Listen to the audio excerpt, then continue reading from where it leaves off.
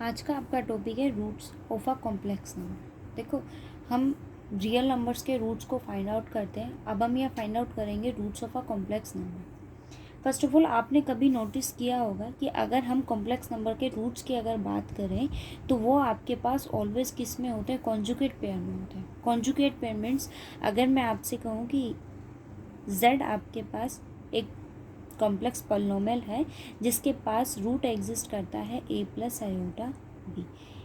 अगर उसके पास ये रूट एग्जिस्ट करता है तो ऑब्वियस है उसके पास एक कॉम्प्लेक्स कॉन्जुगेट रूट भी एग्जिस्ट करेगा। Roots of a complex number always exist in a conjugate pair. अगर आप रियल्स के भी कोई भी रूट अगर फाइंड आउट करते हो, जैसे मानो मैंने कहा आपसे कि ये आपके पास कोई भी एक पॉलिनोमियल है, आप इसके रूट्स फाइंड आउट करोगे तो आपके पास ये दो रूट्स एग्जिस्ट करेंगे। ऑब्वियस है क्वाड्रेटिक डिग्री है, ये तो आपको पता होगा, बेसिक होता है कि अगर n डिग्री का पॉलिनोमियल होगा तो उसके पास कितने रूट्स एग्जिस्ट करते हैं? n रूट एग्जिस्ट करते हैं।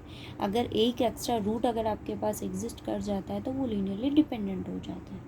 LI और LD के केसेस होते हैं। सॉल्यूशंस अगर आपके पास कोई भी एग्जिस्ट करता है वो लीनियरली इंडिपेंडेंट होता है। लीनियरली इंडिपेंडेंट और लीनियरली डिपेंडेंट का केस आपके पास पढ़ोगे ये सारी चीज़ें आप, बट ये आपके पास केस हम इनको तब कहते हैं कि अगर मान लीजिए मैंने किसी दो चीज़ों को ये कहा कि आपके पास ये LI है, या फिर आप ये कहिए कि अगर मैंने देखो सिस्टमेटिकली अगर मैं आपको डेफिनेशन बताऊं तो कोई भी लीनियर कॉम्बिनेशन अगर मैं स्केलर के कॉरस्पॉन्ड लिखती हूँ, जैसे मैं 2 डिग्री का आपको कहती हूँ, फर्स्ट सपोज मैंने यहाँ लिया है कि आपके पास एक 2 डिग्री का पॉलिनोमियल एग्जिस्ट करता है, ठीक है। मैंने इसको एक लीनियर कॉम्बिनेशन में एक्सप्रेस किया है। इफ़ ऑल स्केलर्स मीन्स आपके पास all alpha is equals to 0 then LI, otherwise ये क्या हो जाता है? LD। सिंपल लैंग्वेज में अगर मैं आपको बताऊं तो LI LD की कंडीशन आपके पास ये होती है, अगर आप किसी नंबर को किसी दूसरे के एक्सप्रेशन में लिख सकते हो तो वो आपके पास क्या हो जाता है? LI। जैसे अगर मैं आपसे कहूँ कि आपके पास वैल्यू क्या है, एक u आपको गिवन है x+1 और v जो है वो आपको क्या गिवन है? x+1 whole square. सो आप इसको इसके एक्सप्रेशन में लिख सकते हो। ऑब्वियस है v की वैल्यू मेरे पास क्या हो गई? u square.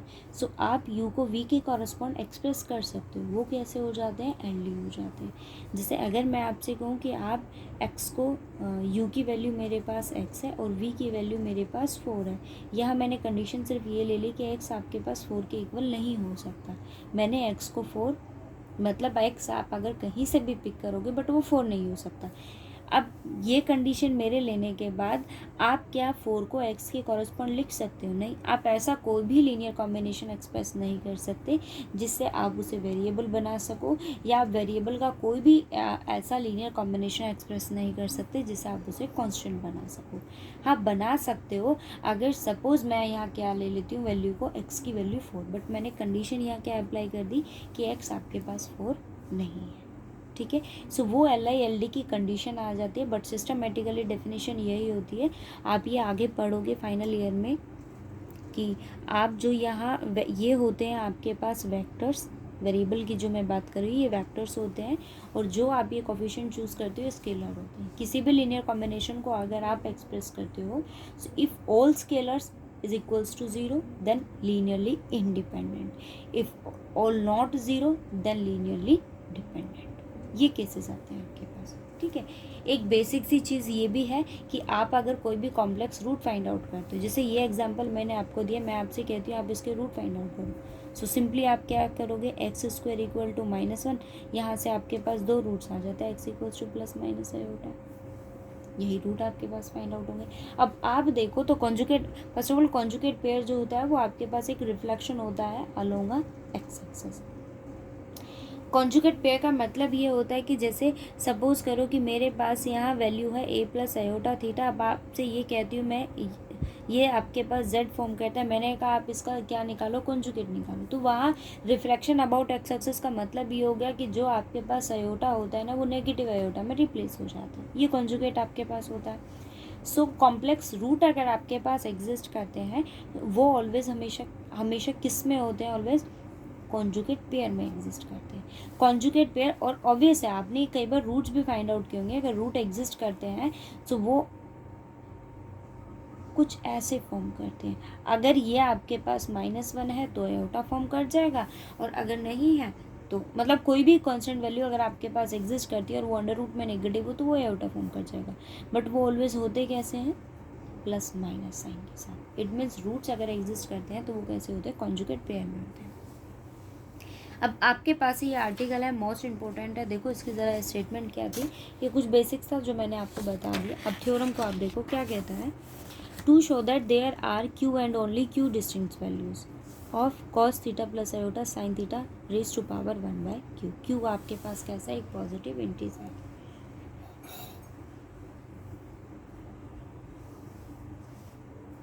क्यू कैसा है? पॉजिटिव इंटीजर है। ऑब्वियस है अगर आपके पास n डिग्री का कोई भी पॉलिनोमियल एग्जिस्ट करता है तो उसके रूट्स भी कितने होते हैं? n ही होते हैं। अब आपके पास यहाँ क्या है? Cos theta plus iota sine theta raise to power 1/क्यूब है। देखो by de Moivre's theorem we know that if n is कैसा है? फ्रैक्शन है, then cos n theta sine n theta is one value of cos theta plus iota sine theta raise to power n। हम ये theorem read करके आए हैं। Day Moivre's theorem के आपने सारे केसेस पढ़े हैं, पॉजिटिव हो नेगेटिव हो फ्रैक्शन फॉर्म में हो।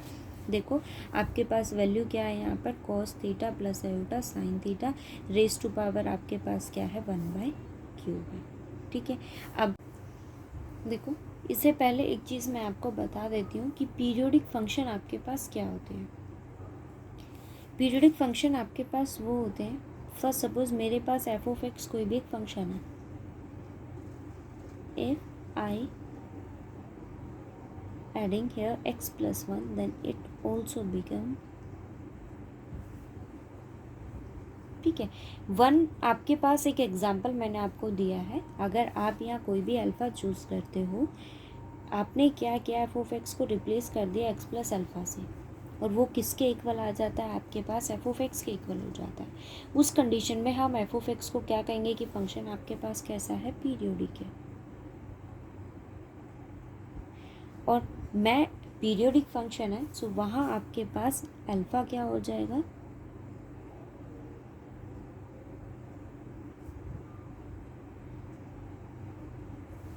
ठीक है। अब आप अगर इस चीज़ को देखो तो थोड़ा कंफ्यूज होगे, बट आप एक चीज़ ये देखो, पीरियोडिक का मतलब ये होता है कि आप अगर उसको किसी अल्फ़ा को मतलब फंक्शन में आप अगर अल्फ़ा कर ऐड करते हो तो उस फंक्शन पर उसका कोई इफेक्ट नहीं है। मैंने कोई भी एक सर्कल ड्रॉ करा, आपको पता है 4 क्वाड्रेंट्स आपके पास होते हैं, 0, π/2, pi, negative π/2 and this is also becomes a 2 pi with pi 0. Okay, 0 and 2 pi both are equal.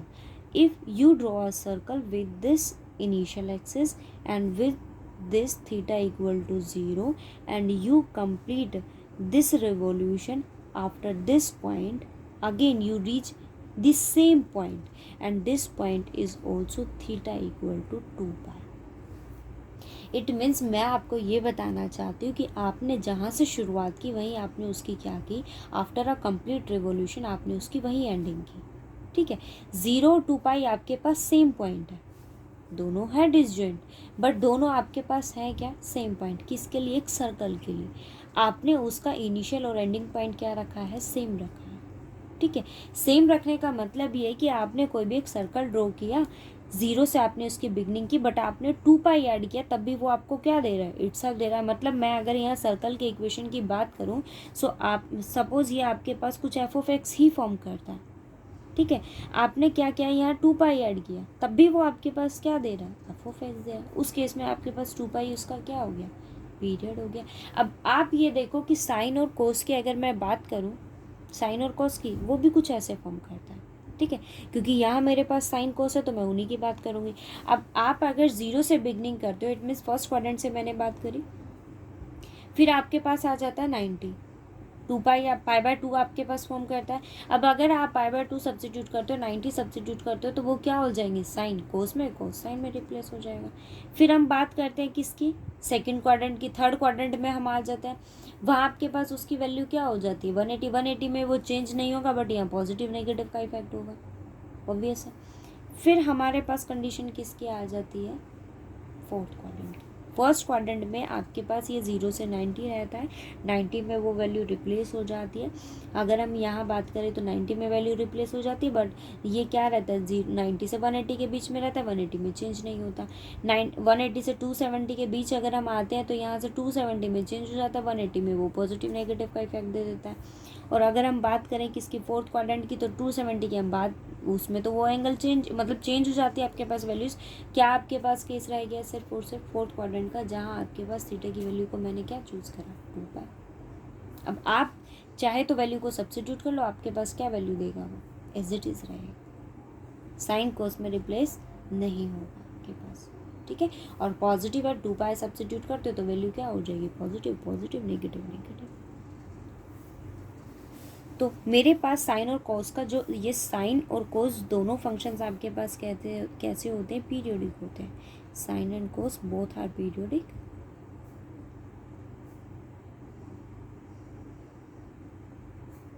ठीक है।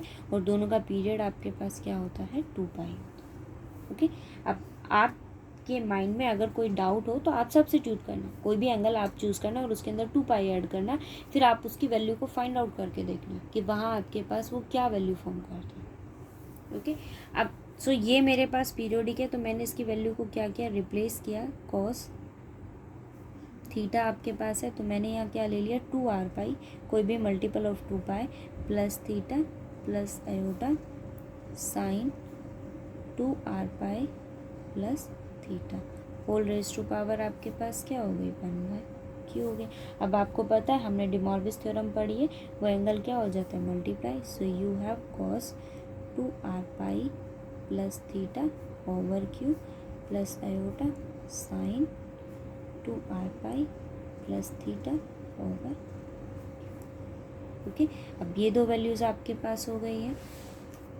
मैंने सब्स्टिट्यूट किया r को क्या, 0 1 2 अप टू, सब्स्टिट्यूट करो 1 बाय 1। r की वैल्यू को मैंने 0 लिया तो वैल्यू क्या हो जाएगी, कॉस r 0 है तो ये वैल्यू 0 हो जाएगी, क्या आ गया, theta by Q, cos theta by q plus iota sine theta by Q.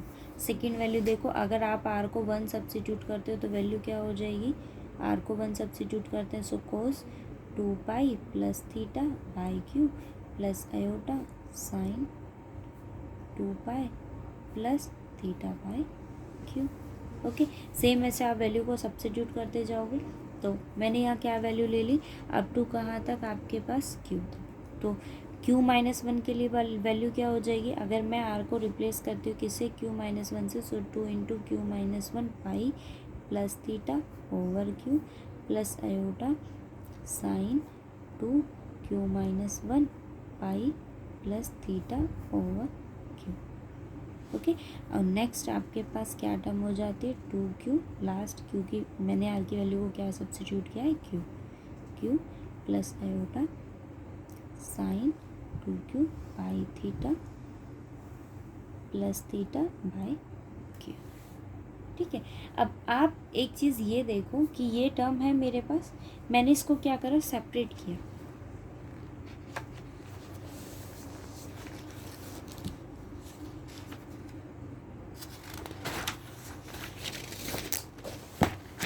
क्या किया मैंने, उसको सेपरेट किया, कॉस दोनों को सेपरेट करेंगे, so 2q pi over q plus theta by q. अब आप एक चीज़ को ज़रा यहाँ नोटिस करना, sine 2q pi by q plus theta by q, q से q cancel, you have 2 pi plus theta by q and plus iota sign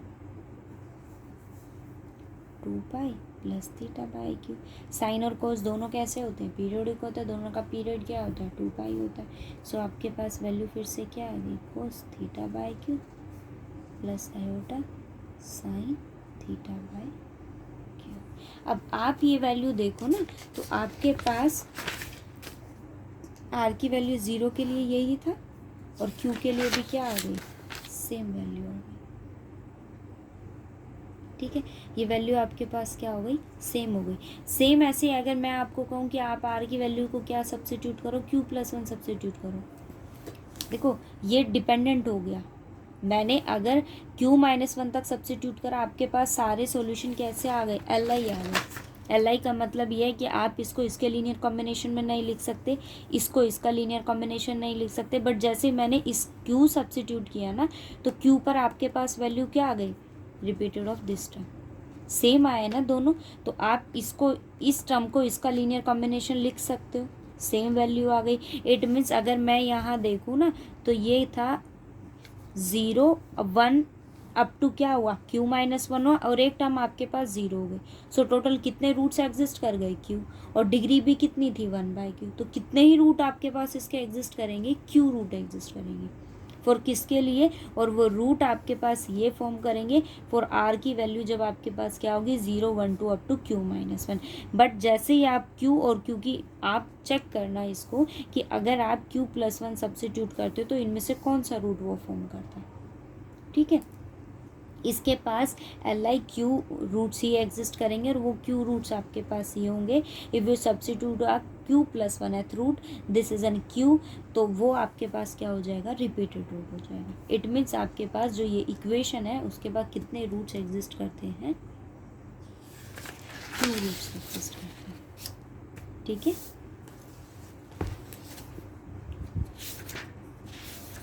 इसमें ये थ्योरम आपके पास मेन है और इसको पढ़ना अच्छे से, और इसका जो देखो एक ये, बाकी हम इसको थ्योरम को पढ़ना और इसको q+1 के लिए चेक करना कि कौन सा वो रूट आपके पास फॉर्म करता है।